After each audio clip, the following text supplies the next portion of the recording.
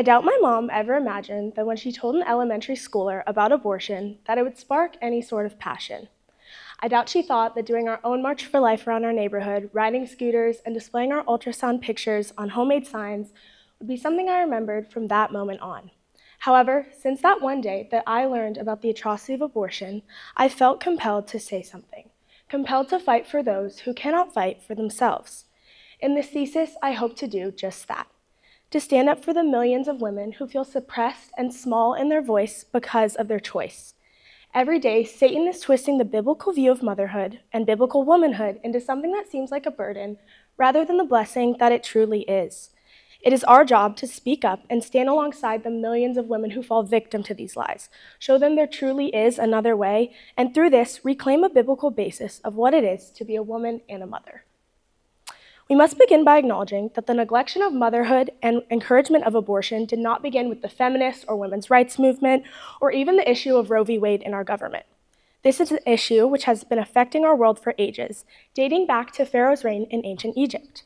In Exodus 1, Pharaoh commands, "When you are helping the Hebrew women during childbirth on the delivery stool, if you see that the baby is a boy, kill him. But if you see that it is a girl, let her live." The midwives, however, feared God and did not do what the king of Egypt had told them to do. They let the boys live. While it is important that we recognize that this classifies as infanticide rather than abortion, the lack of personification of the child and the mother reigns true. From the beginning, we have seen governments and organizations push the lies of abortion onto helpless women, making it seem as if it is their only choice.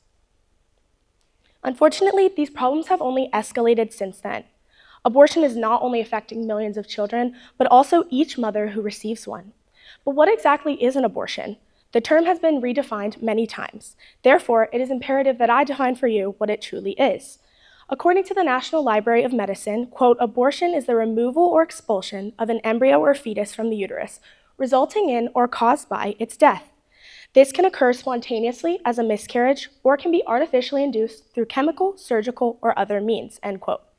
Note that by artificially induced, it is implied that the removal of the fetus is intentional. Also note that miscarriage is not my focus and is also not intentional. Secondly, women are the focus of my thesis, so they must be recognized as what they truly are for the argument to stand. So what exactly do I mean when I refer to women? When I refer to a woman, I'm referring to an adult human female with XX chromosomes and the ability to produce eggs. My thesis does not include women who unfortunately cannot become pregnant, although I do have the utmost sadness for them. Our last term to define is motherhood, which is the act of raising a child through biological means or through adoption, but I'll be focusing more on the biological because that includes pregnancy. But how could a woman who chooses to have an abortion possibly be negatively affected? Is it not her choice? Wouldn't her life be worse if she chose to give birth? Doesn't motherhood end your days of fun?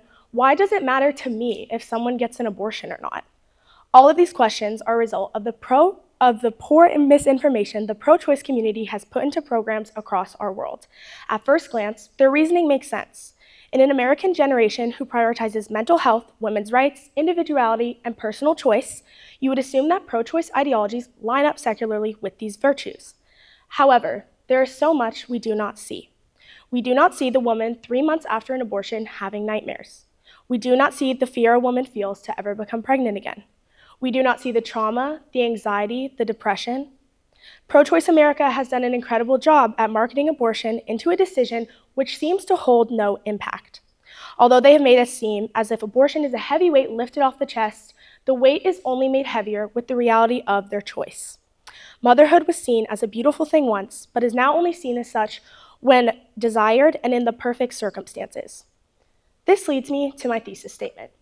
Our world should be further educated and made aware of the negative physical and mental effects abortion has on women. Despite popular idea of the pro-choice community, abortion is not pro-women, but demeans a woman's biblical purpose and personal strength. Since the fall of creation, women have struggled with the ideas of pregnancy. The first example we see of this is Eve in the Garden of Eden, when the Lord says, "I will intensify your labor pains. You will bear children with painful effort." Genesis 3:16. This issue is not one of politics or modern-day theology, but a devastation generationally cursing our society. Because of our sinful nature, having a family comes with immense sacrifice, both physically and emotionally. So to avoid the life-changing responsibilities which come with having children, women are told abortion is their way out. Satan has twisted the beautiful concept of motherhood and raising a family to something which does physically and emotionally affect the woman, and as a result, only 45% of women want to have children, according to a 2023 study done by the Pew Research Center. This leads to a culture which celebrates terminated pregnancies more than conception announcements. The truth is, women have a natural parental desire embedded in them at creation. We find direct evidence of a woman's natural longing for children in Matthew 4:18, directly after the Savior of our world was born. King Herod has ordered for the murder of all boys under 2, and just listen to a mother's response. A voice was heard in Ramah, weeping and great mourning, Rachel weeping for her children, and she refused to be consoled because they are no more. I believe this passage not only shows the nature of women, but also the nature of Satan. Satan is threatened by mothers who he knows will raise up a generation that love the Lord. He's also threatened by children who will sing praises to the Lord. So he has created a disgusting lie that women are no longer capable of motherhood and would be better off murdering their child, leading women down the dark road of abortion. Women are now more than ever driven to the workplace instead of motherhood because of these lies, believing that success only looks like career advancements. In the book Love Thy Body, Nancy Pearcey discusses the subject of the harmful agendas of the boss woman movement and how it affects motherhood. She writes, quote, "Women are required to function essentially like single men if they want professional careers. Many young women are petrified of getting pregnant and falling off career track," end quote.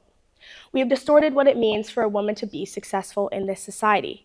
While it used to mean becoming a wife and a mother, it now means holding off your chance at motherhood to assure modern-day career success. This has led to a negative vision of motherhood, resulting in those lower fertility rates I mentioned a second ago, and additionally, I believe it puts a limitation on a woman's great purpose from God. Secondly, to satisfy this purpose even more, women have turned to casual dating, hookups, and one-night stands instead of traditional dating for marriage. Quote, "Women benefit greatly from living in a world where they can have sexual adventure without commitment, and where they can enter into temporary relationships that don't get in the way of future success," says Hannah Rosen, a contributor to Pearcey's book. They have turned to hookup culture and sex outside of marriage to fulfill a desire which the Lord created specifically for the purpose of creating a family. A culture that promotes casual sex and abortion is a culture which also regards women's feelings and bodies as things which are allowed to be tossed about, leaving every woman that participates with an emptiness. Now let me make one thing very clear. Those who stand for hookup culture and abortion do not stand for women and their choice. They stand to choose for the woman, to push a dangerous narrative which fully degrades the beautiful act of motherhood and pregnancy with the act of ending the life of a child based on their wantedness. Quote, "A culture that practices abortion and infanticide is a culture that demeans women and disrespects their unique contribution to the task of reproduction," end quote. As Christians, we can reveal to women across the world that their true desires do matter. We can seek to reform the image of motherhood back to what it was at creation, a beautiful symbol of us and Christ. To further this symbol, Christ created an intricate pregnancy and birthing process for women. However, abortion clearly disrupts these processes. There are two types of abortion I will be focusing on today. The first is a medical abortion, which happens within the first 12 weeks of pregnancy, given in the form of a pill. The process is as follows. First, you take a medication called mifepristone. This medication helps stop a pregnancy from growing. About 1 to 2 days after the mifepristone, you take a medication called misoprostol. Misoprostol causes cramping and bleeding, causing the uterus to empty, according to the College of Obstetricians and Gynecologists. What they fail to mention is that that first pill is a poison sent into the umbilical cord, ingested by the child, which kills it in the womb. Then it is passed not as a clump of cells, but as a fully forming human baby. This experience is traumatizing for women, as many pass their child outside of a facility and even in their own homes. However, it is less harsh on the body than the next type of abortion I will describe. This medicine causes immense bleeding, sometimes for weeks, as well as nausea, cramping, dizziness, and is often referred to as a very extreme period. The second type of abortion is a surgical or dilation and extraction abortion, also known as a D&E. This type of procedure is performed second trimester and onward. The doctor begins by dilating the cervix, which can be done by a pill or by dilator, also referred to as a rod. After dilation, women are either given numbing or put under to begin the evacuation portion. A clamp is put inside of the woman's cervix, and the doctor then searches for the child until it is found. Then the child is gruesomely dismembered in the womb. After the baby is fully removed, they send the woman into a waiting room, feed her a small meal and water before sending her home for recovery. Women are told they will experience similar symptoms to that of the medical abortion, but are not truly warned of all the horrible medical issues that may come with what has just unfortunately happened to them. According to the LA Department of Health, abortion can cause the following issues: pelvic infection, blood clots in the uterus, heavy bleeding or immense blood loss, torn cervix, risk of penetrated uterus, complications concerning anesthesia, and Rh factor complications. Quote, surgical abortions also cause an increased risk of preterm birth in future pregnancies. Induced abortion does not reduce these risks. In fact, the way abortions are delivered in this country contributes to worsening maternal outcomes, end quote, says Dr. Christina Francis in an interview done by Live Action. If the emotional effects aren't enough, the long list of physical endangerments to a woman's body from abortion should suffice. When women take on this process, they are not warned of the true effects. They are ushered in and out as if it is a normal doctor's appointment, when this procedure is truly something which will affect them the rest of their lives. Dr. Lewis Brown, on an interview with Live Action, claims the abortion industry is gaslighting women on what truly endangers pregnant mothers, pointing out that it is chemical abortions and surgical abortions that have devastating effects on the physical, emotional, and mental health of patients. In reality, chemical abortion drugs and surgical abortion procedures seriously risk the life and health of pregnant mothers, and not state pro-life laws. Finally, he noted that the intentional killing of a preborn child is never medically necessary. It is important doctors and medical professionals are upfront and honest with every patient despite the procedure. The most prominent effect of abortion transcends physical limitations. It is the battle versus their own mind. Post-abortive women are faced every day with the reality of their past, and as a result, a loss of a potential future. The war against one's past traumas is sometimes the most hurtful thing someone can go through. I'm presenting this thesis so that the next generation of women can be aware of these mindset shifts, and hopefully this will cause informed decision-making if they are faced with an unwanted pregnancy. In a study done by the Laguna Treatment Center on 877,000 women, of which 164,000 had an abortion, it showed that the women who had an abortion were 81% more likely to experience mental health struggles. If this does not worry you for the woman of our generation, I don't know what else to say. Especially as a culture who prides itself on praising women and empowering them, we're doing a horrible job making sure procedures and situations which cause them harm are outlawed. Women who have abortions are, quote, 34% more likely to develop an anxiety disorder, 37% more likely to experience depression, 110% more likely to abuse alcohol, 155% more likely to commit suicide, and 220% more likely to abuse marijuana, end quote.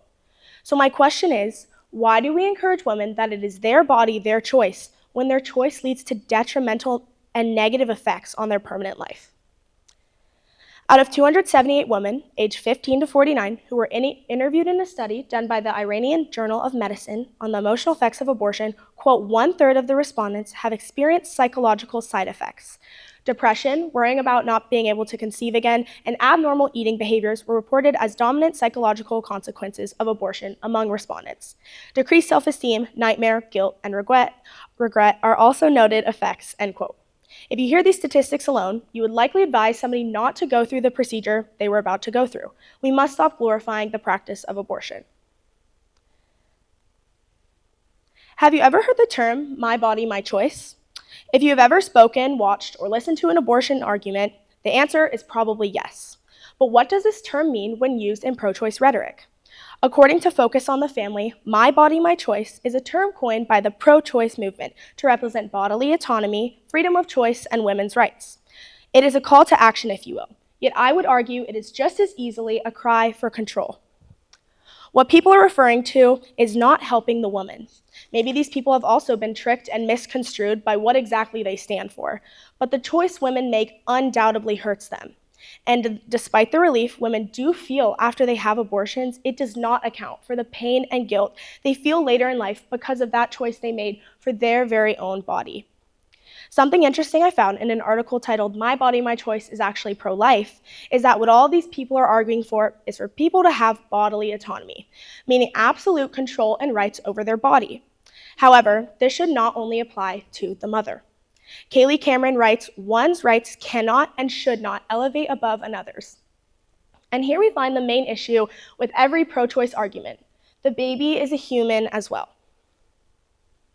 The pro-abortion community also loves to bring up anomalies. These are cases which occur very rarely but are so devastating they must be broadcasted. For example, pregnancies as a result of rape are used as a very touchy argument for abortion. Firstly, when approaching this conversation, I would like to add, I have the utmost empathy and sadness for women who go through sexual assault or rape cases. This should never, ever have to happen to anyone. And even though these cases are rare, that does not make women's stories with it less valuable or real.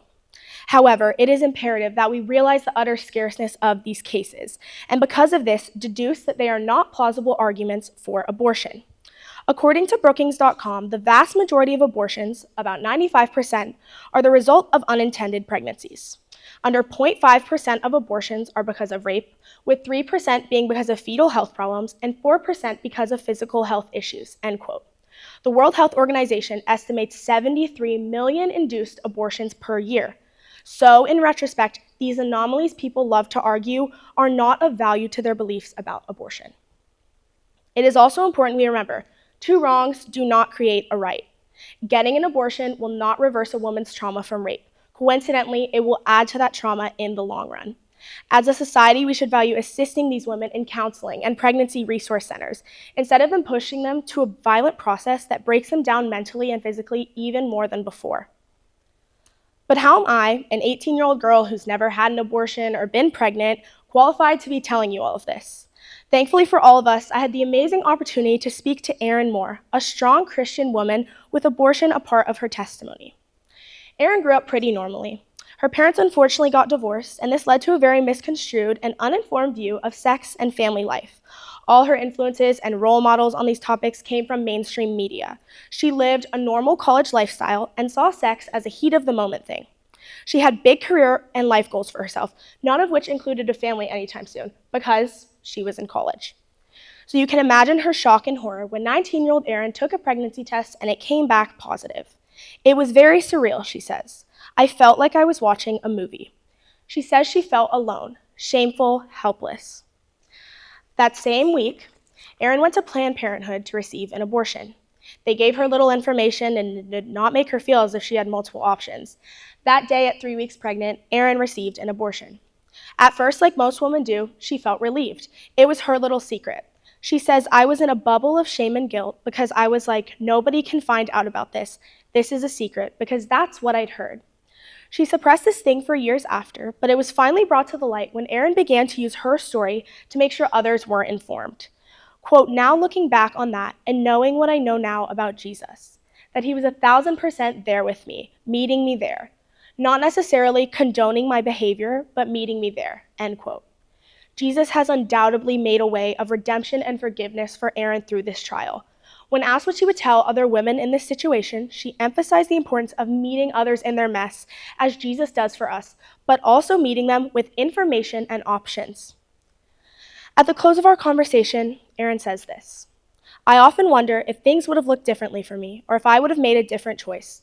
But I think I was just so scared, so embarrassed that this had happened to me, that I was just in hiding. I think if somebody would have said to me, yeah, there are other options. There are people that can and want to help you and not lock you away, I may not have made the decision I did. What we can all learn from Erin's story and all the other information given is the importance of being ready to listen and, more importantly, ready to inform.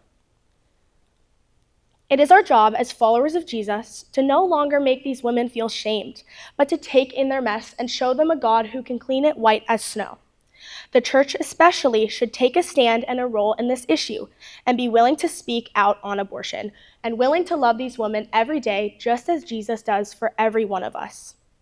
This is why, back in Greek and Roman culture, the Christian church stood out for its high view of women. By prohibiting abortion and infanticide, it showed that it cherished the female contribution in bringing life into the new world, treating it as something worthy of respect and protection.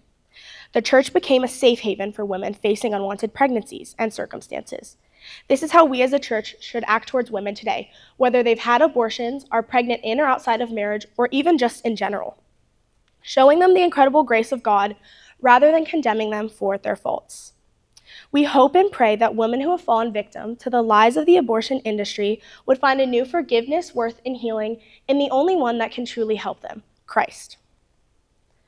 Maybe you've heard all this and you're thinking, I'm just a kid. How does this pertain to me? Maybe you chose to zone out because of the intensity and uncomfortableness of this topic. But I do promise that each and every one of us serves a purpose to this problem. To any women, you are so much more capable and stronger than what the world will tell you. God has made you beautifully and given you the tools to foster new life. Do not let fear, anxieties, circumstance, or the opinions of others hinder you from achieving what you feel God is calling you towards. Secondly, to any men in the room, you have a vast opportunity to come alongside a woman as a spiritual leader to help her through the tough times that may come with pregnancy and motherhood.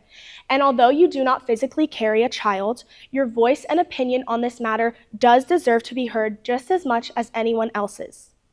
Overall, I pray you have all become enlightened, and in turn can use what was learned here today to enlighten someone else and help reach women so that we can ultimately stop the atrocities caused by the abortion industry. Thank you.